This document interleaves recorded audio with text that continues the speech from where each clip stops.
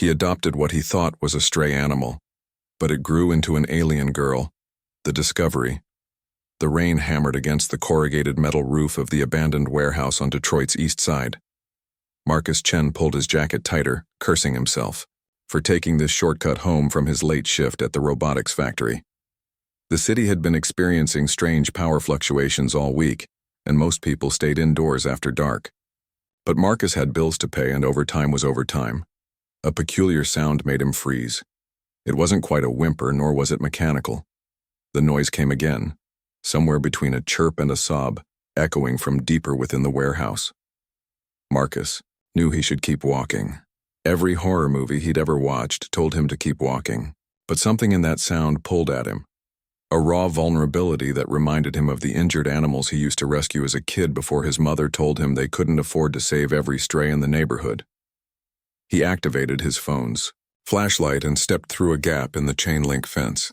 The warehouse floor was littered with broken glass and rusted machinery, remnants of Detroit's manufacturing golden age. The sound grew louder as he navigated the debris, leading him to a corner where old shipping containers formed a makeshift maze. There, huddled against a container's cold metal wall, was something that made Marcus's brain struggle to process what his eyes were seeing. At first glance, it looked like a large cat, maybe a lynx that had somehow wandered into the city. But the proportions were wrong. Its limbs were too long, too articulated. The fur seemed to shimmer and shift in the beam of his flashlight, displaying colors that shouldn't exist in nature, blues that bled into purples with occasional flashes of silver that reminded him of oil on water. The creature lifted its head, and Marcus found himself staring into eyes that held too much intelligence for any animal. They were golden, with pupils that contracted not into slits or circles but into complex geometric patterns. The creature made that sound again, and this time Marcus heard the clear note of pain in it. Blood, or what he assumed was blood, pooled beneath the creature.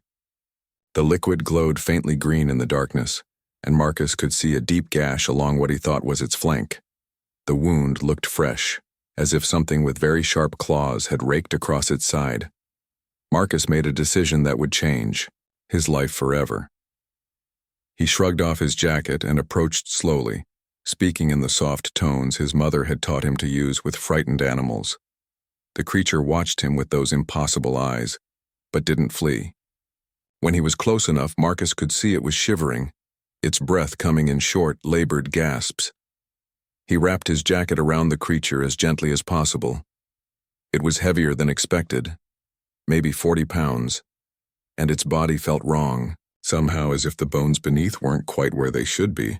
The creature made a new sound as he lifted it, something almost like a purr but with harmonics that made his teeth ache slightly. The walk back to his apartment was the longest of Marcus's life.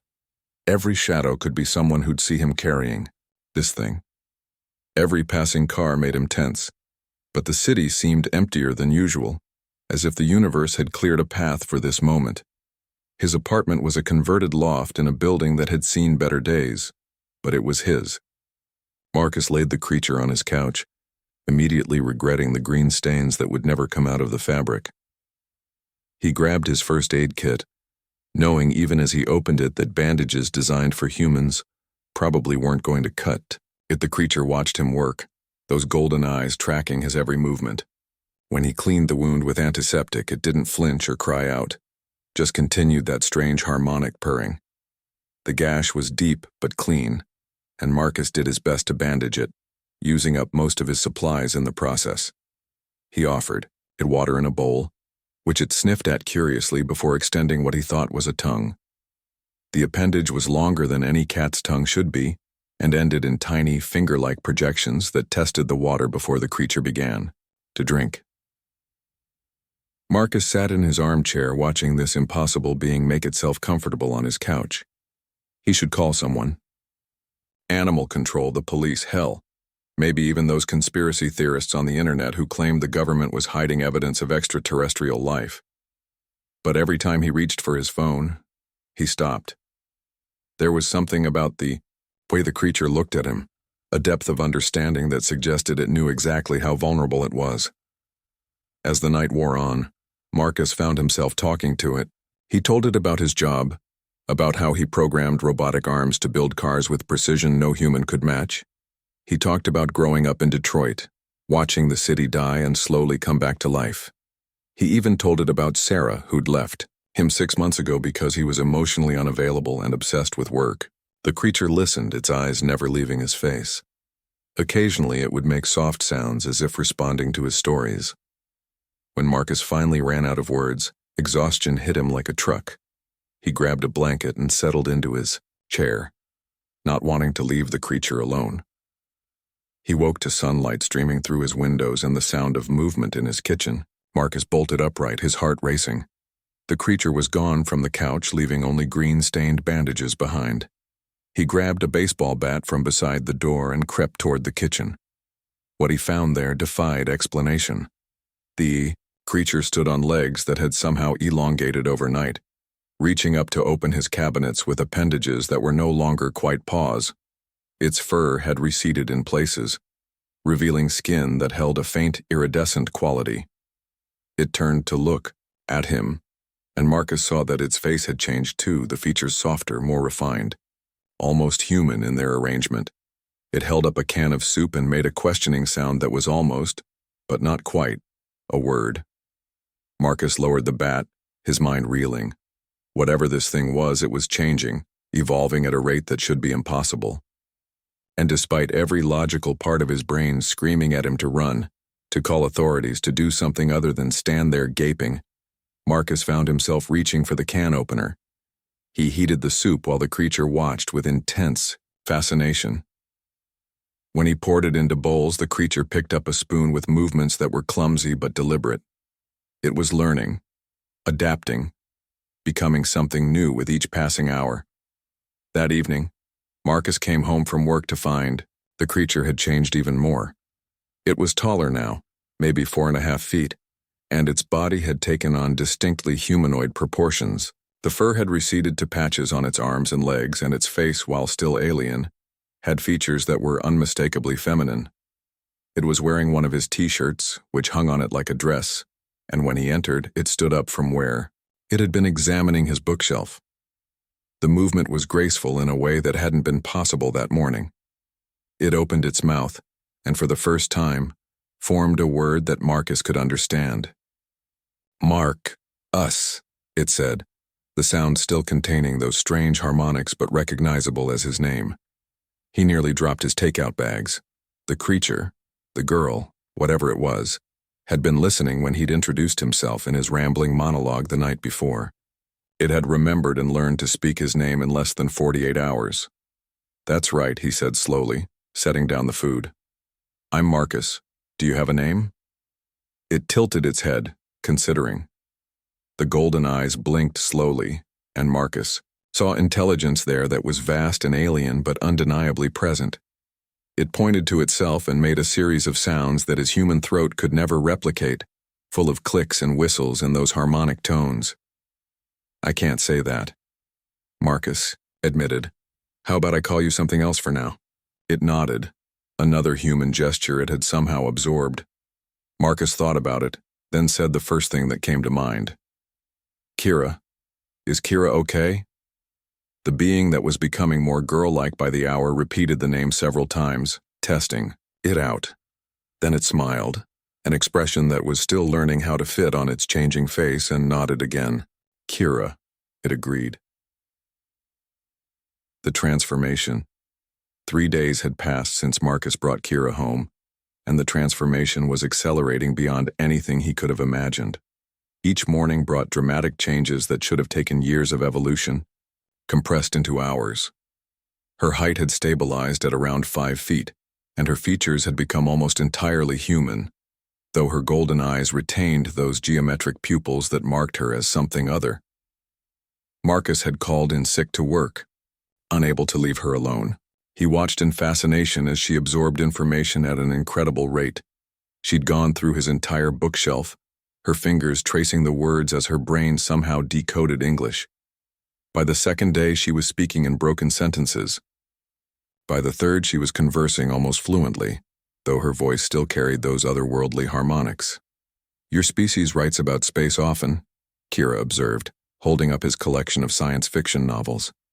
But you understand so little of what actually exists beyond your world. Are you from space? Marcus asked, though the answer seemed obvious. Kira's expression grew complex, mixing sadness with something he couldn't identify. From beyond, yes.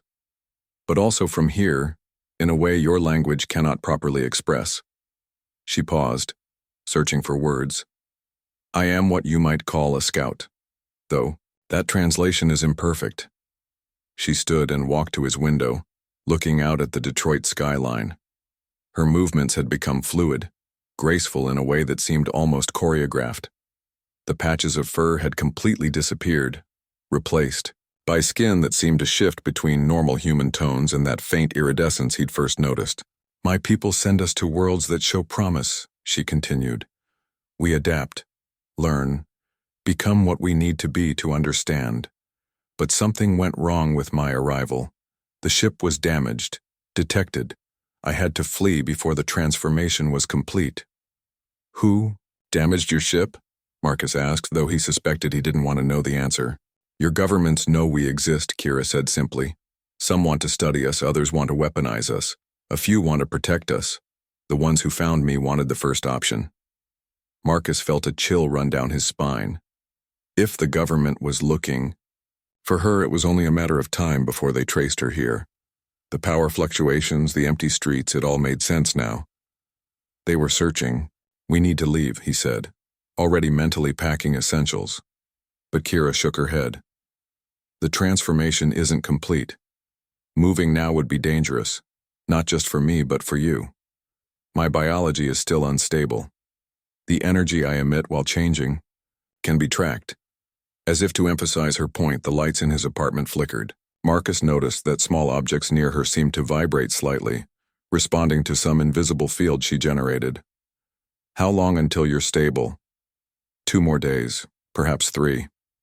She turned from the window to face him. You don't have to do this, Marcus. You've already done more than any of your kind has done for one of mine. You could leave, pretend you never found me. Marcus surprised himself by laughing. Right, because that's worked out so well in every alien movie ever made. Besides, he added more seriously, I'm not the kind of person who abandons someone who needs help. Kira studied him with those impossible eyes. Your species is young, impulsive, often violent, but there's something in you, in some of you, that my people have never seen elsewhere. You care for things that offer you no benefit. You risk yourselves for strangers. It's inefficient. Yeah, well, humans are pretty inefficient in general, Marcus said, moving to stand beside her at the window. But sometimes inefficiency leads to something beautiful. Kira was quiet for a moment, then said, I'm beginning to understand why we were sent to study you. That night, Marcus was awakened by a sound he'd never heard before. It was like singing, but the notes existed in ranges human ears shouldn't be able to perceive. He found Kira on his balcony, her skin glowing faintly in the darkness as she vocalized toward the stars. Calling home? He asked softly, not wanting to startle her. Warning them, she replied without turning. The detection systems here are more advanced than we expected. Others need to know to be more careful. Others, there are more of you coming. Kira finally looked at him, and he saw fear in her golden eyes for the first time. Not coming. Already here. We've been studying your world for longer than you know, Marcus. Living among you, learning. But something has changed recently. Your technology is advancing too quickly. Some of my people believe you're not ready for contact. Others think waiting longer would be catastrophic. And what do you think? She was quiet for so long that Marcus thought she wouldn't answer. When she finally spoke, her voice was barely above a whisper. I think your species stands at a crossroads. The decisions you make in the next few years will determine whether you join the galactic community or destroy yourselves. And after meeting you, I desperately hope it's the former. The next morning brought unwanted visitors. Marcus woke to the sound of car doors slamming outside his building.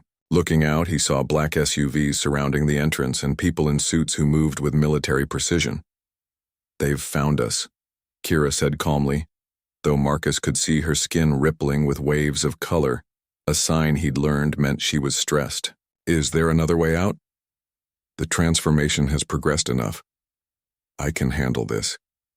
She moved toward the door, but Marcus grabbed her arm. No, we handle this together. That's what humans do. Before Kira could respond, there was a knock at the door. Not the aggressive pounding Marcus expected, but a polite, almost gentle rapping. Mr. Chen, a female voice called. My name is Dr. Elizabeth Hawkins. I'm with a special division of the CDC. We're not here to hurt anyone. We just want to talk.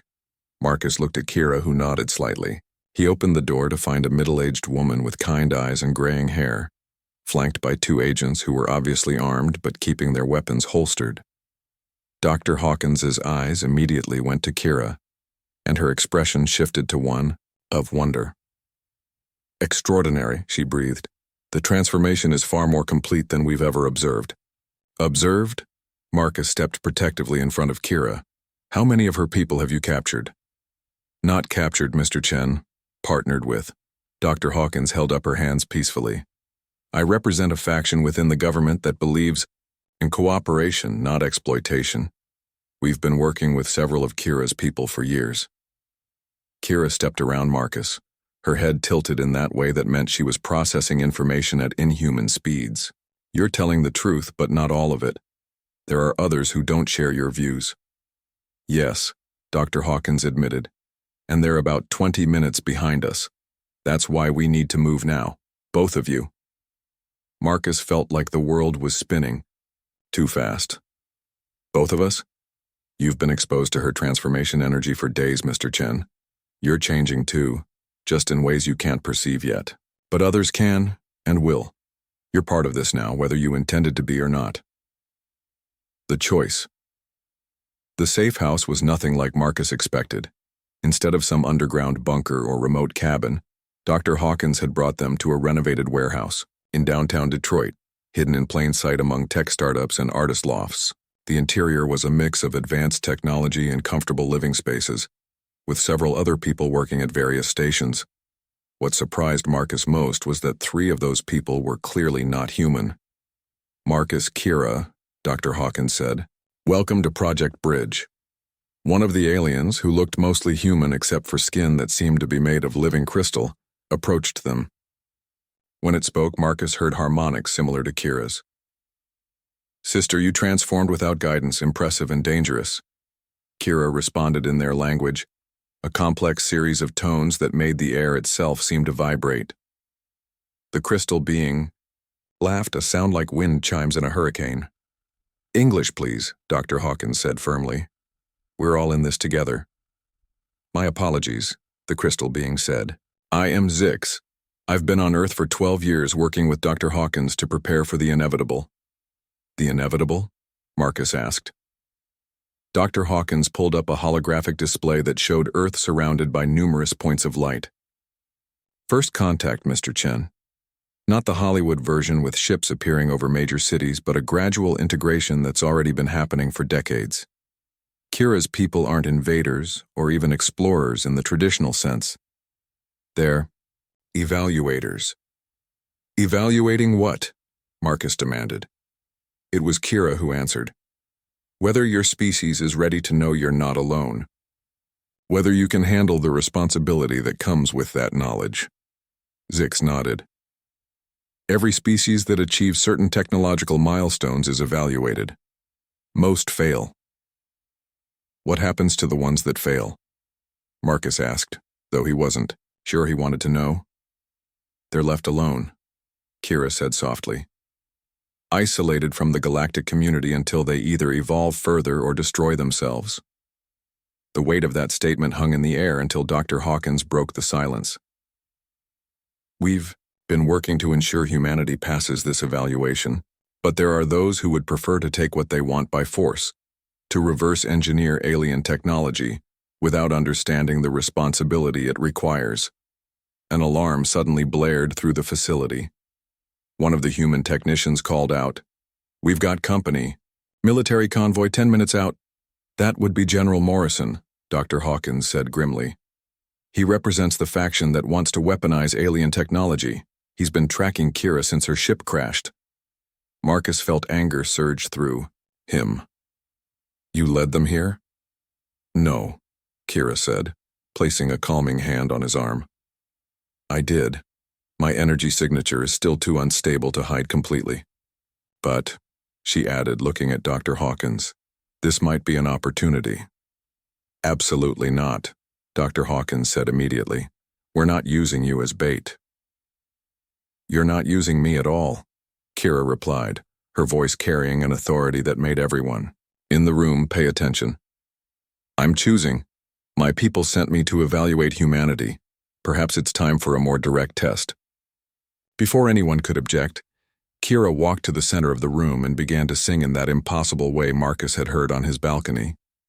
But this time, the sound was amplified, spreading out in waves that made the very air shimmer.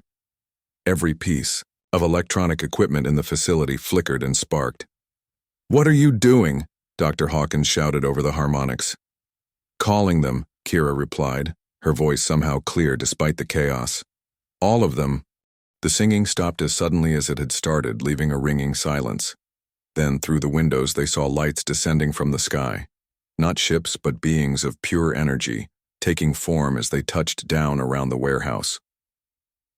My people, Kira explained to the stunned humans. The ones who've been observing, waiting. It's time for them to reveal themselves.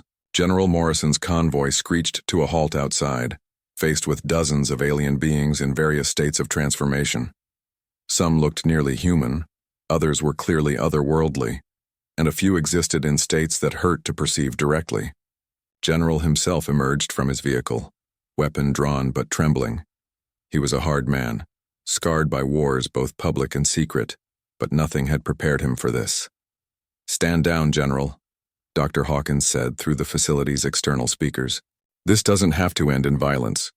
They're invaders, Morrison shouted back. Threats to national security. One of the energy beings flowed forward, taking a vaguely humanoid shape. When it spoke, everyone heard it in their own language, directly in their minds. We have been here longer than your nation has existed, General Morrison. We are not invaders. We are neighbors you haven't met yet. Marcus watched from the window as Morrison struggled with this reality. The general was a man who understood the world in terms of us and them, victory and defeat. This situation offered either.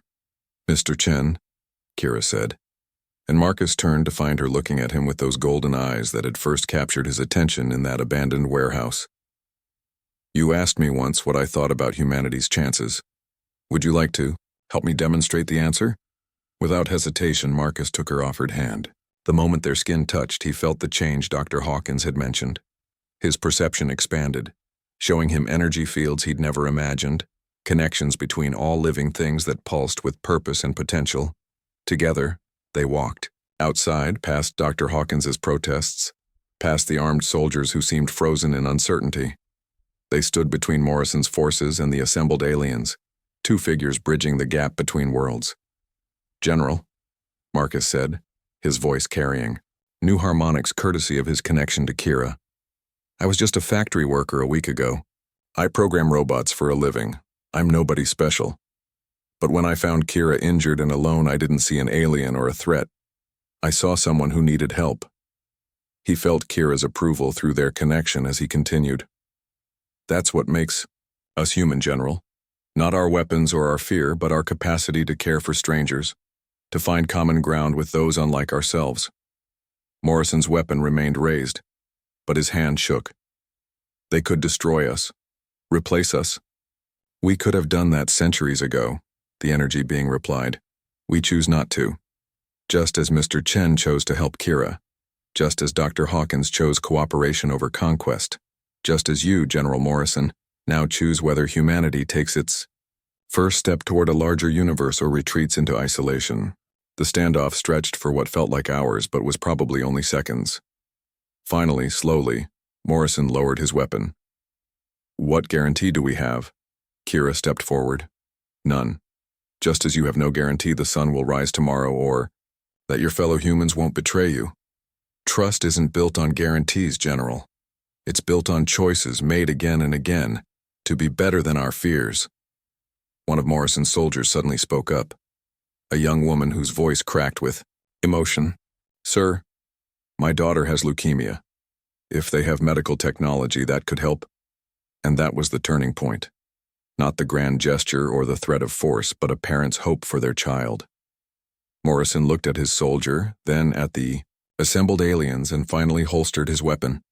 "Dr. Hawkins," he said wearily, "I think we need to talk, all of us." 6 months later, Marcus stood in what had been the warehouse but was now Earth's first official embassy of galactic relations. The integration hadn't been smooth. There had been protests, political upheavals, and more than a few panic attacks on a global scale. But humanity had surprised everyone, including themselves, with their adaptability. Kira stood beside him, her transformation complete. She looked human enough to walk down any street unnoticed, but her golden eyes still held the cosmos. She'd chosen to stay on Earth as an official liaison, though Marcus suspected her reasons weren't entirely professional. "Any regrets?" she asked, intertwining her fingers with his. Marcus thought about his old life, the simple routine of work and solitude. Then he looked around at the embassy, at humans and aliens working together toward something unprecedented in Earth's history. "Only one," he said. Kira raised an eyebrow, an expression she'd perfected over the months. "I should have taken that shortcut through the warehouse sooner." She laughed, that musical sound that still sent shivers through him and pulled him close. "The universe has excellent timing, Marcus Chen. We found each other exactly when we were meant to." General Morrison approached them, looking uncomfortable in his new role as head of the Interspecies Security Council. "The Galactic Council wants to know when Earth will be ready for full membership." Kira and Marcus exchanged glances. Through their connection, strengthened by months of proximity, they shared the same thought. "Tell them we're not ready yet," Kira said. "But we're learning. And that's what makes humanity special, General. You never stop trying to be better than you were yesterday." Morrison nodded and walked away, leaving them alone in the bustling embassy. Marcus watched humans and aliens working side by side, sharing knowledge, building something new together. It wasn't perfect, but it was a beginning. "So what now?" he asked Kira. She smiled, her golden eyes sparkling with possibilities. "Now we build bridges, Marcus. One connection at a time." As the sun set over Detroit, casting long shadows across the embassy, Marcus realized that his simple decision to help an injured creature had changed not just his life, but the trajectory of human history. Sometimes the most profound changes came from the smallest acts of compassion. The stray he'd saved had saved humanity in return, not through force or technology, but by showing them what they could become when they chose trust over fear, cooperation over conquest, and love over loneliness. The universe, it turned out, was full of strays looking for home, and humanity, for all its flaws, had just proven it could be one. 2 years had passed since first contact, and the world had changed in ways no one could have predicted. Marcus stood in the observation deck of the International Space Station's New Wing, a section built with combined human and alien technology. Through the reinforced windows, Earth spun below, now dotted with several orbital platforms that served as meeting points between civilizations. Kira floated beside him, her movements in zero gravity as graceful as everything else she did. Her appearance had stabilized into something that was beautifully unique, human enough to be familiar but with features that reminded everyone she was something more. Her golden eyes reflected the Earth's blue glow as she studied the data pad in her hands. "The integration numbers are better than projected," she said, though Marcus could feel her concern through their connection. "But the resistance movements are growing stronger in some regions." Marcus nodded. Not everyone had accepted humanity's new place in the galactic community. Some religious groups saw the aliens as demons or false prophets. Some nations had closed their borders entirely, declaring themselves pure human zones. The transition was messy, complicated, and sometimes violent. "Dr. Hawkins is requesting we return to Detroit," Kira continued. "There's been an incident. The shuttle ride back to Earth was quiet. Marcus had learned to read Kira's silences over the years, and this one was heavy with worry. As they descended through the atmosphere, he saw the smoke before anything else, a column of black rising from the city's east side, right where the Embassy of Galactic Relations stood, or had stood. The building was in ruins, still smoldering from what looked like an explosion. Emergency vehicles surrounded the area, and Marcus could see both human and alien medical personnel treating the wounded. General Morrison met them at the perimeter, his face grim. Terrorist attack, a group calling themselves Earth First. They used conventional explosives mixed with something we haven't seen before. It disrupted the aliens' ability to maintain their physical forms. Marcus saw what he meant. Several of the energy beings were flickering, unable to hold their shapes. Zix, the crystal being, had cracks running through his form that leaked light. "How many?" Kira asked quietly. 3 dead, 2 humans, 1 Andromedan, 20 injured. Morrison's jaw clenched. They recorded a message. Said this was just the beginning unless all aliens leave Earth immediately. Marcus felt rage building in his chest, but Kira's hand on his arm calmed him. She was projecting peace through their connection, though he could feel her own anger beneath it. "Where's Dr. Hawkins?" Marcus asked. "Inside when it happened," Morrison replied. "She's in critical condition. The doctors—" He paused, looking at Kira. "They say human medicine isn't enough." Without hesitation, Kira moved toward the medical tent. Her skin began to glow with that familiar iridescence as she approached Dr. Hawkins's stretcher.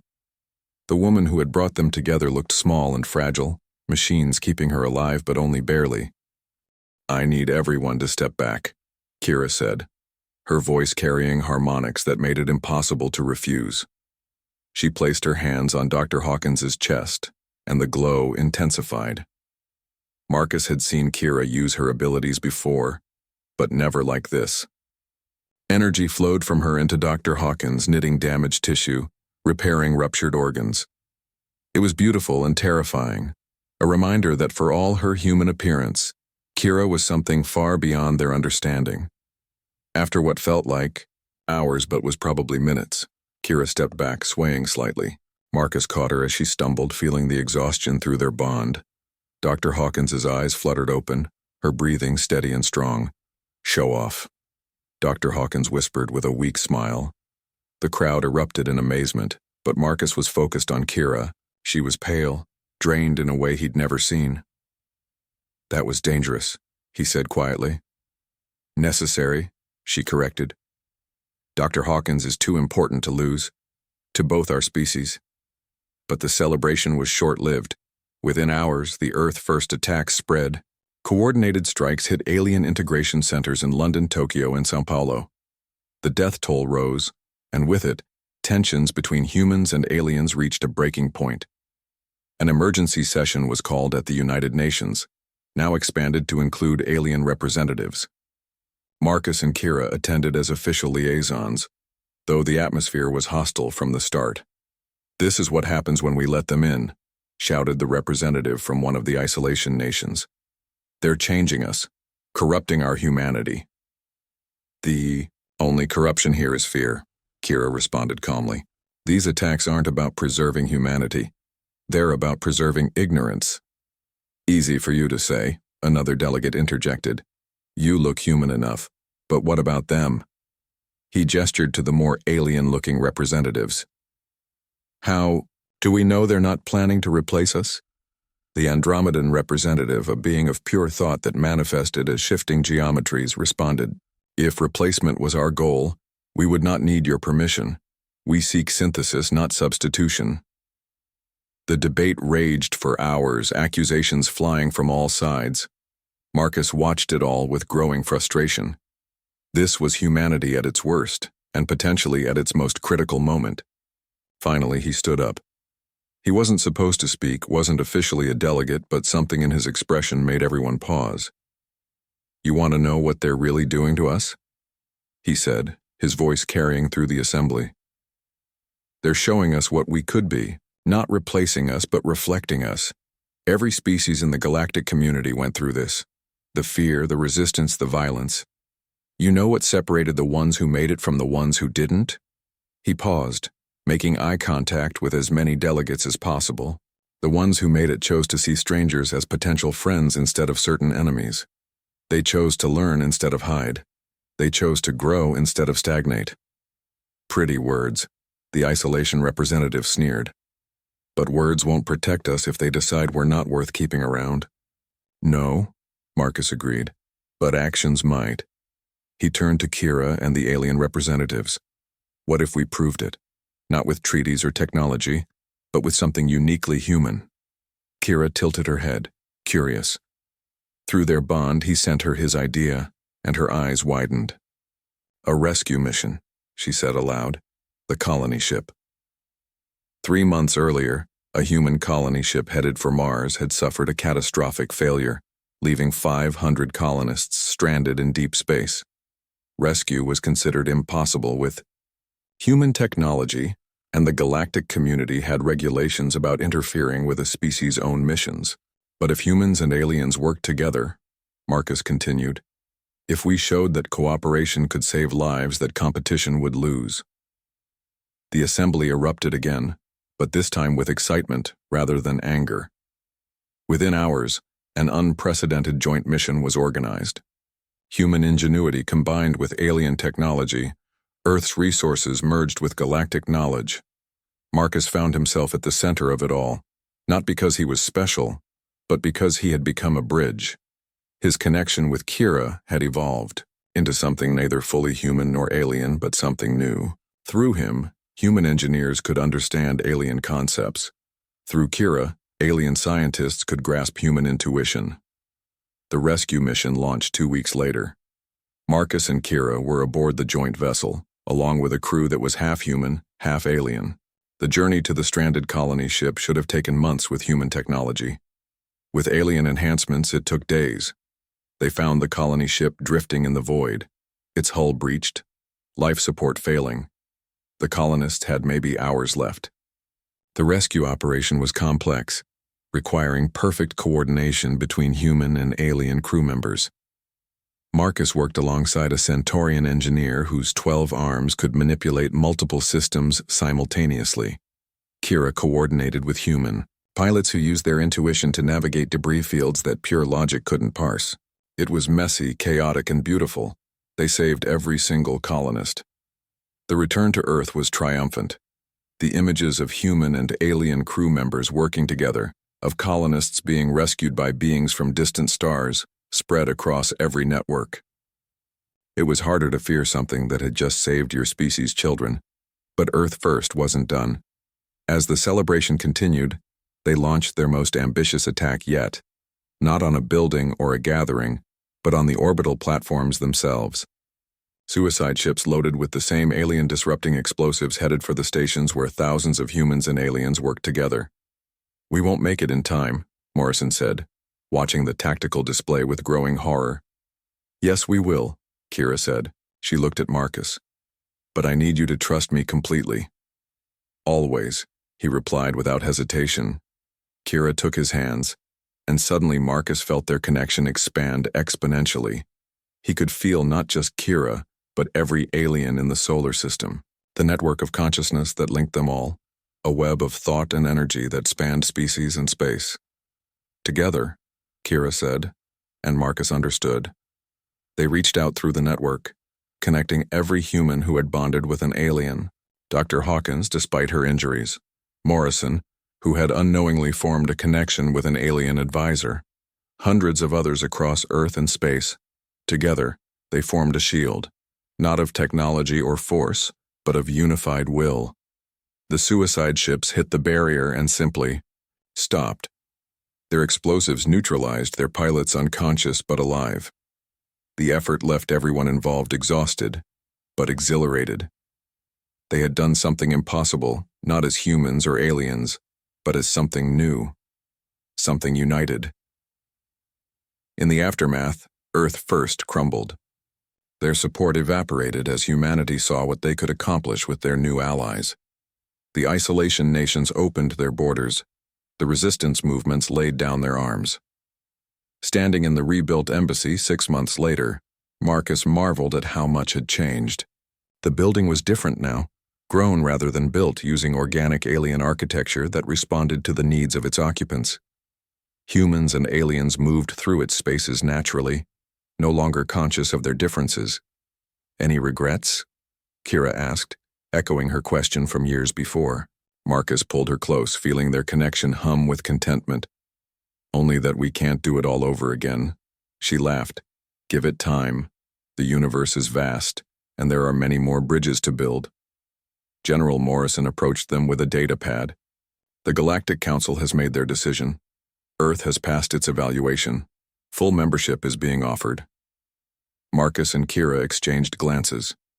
It was what they had worked for, but somehow it felt anticlimactic. "That's it?" Marcus asked. "We're in?" Morrison smiled, an expression that had become more common since his own transformation. "That's just the beginning, Chen. There are over 1 million member species. Each one will want to establish relations, share technology, explore possibilities. 1 million first contacts," Kira mused. "Humanity is going to be busy." As the sun set over Detroit, painting the hybrid architecture in shades of gold and purple, Marcus reflected on the journey.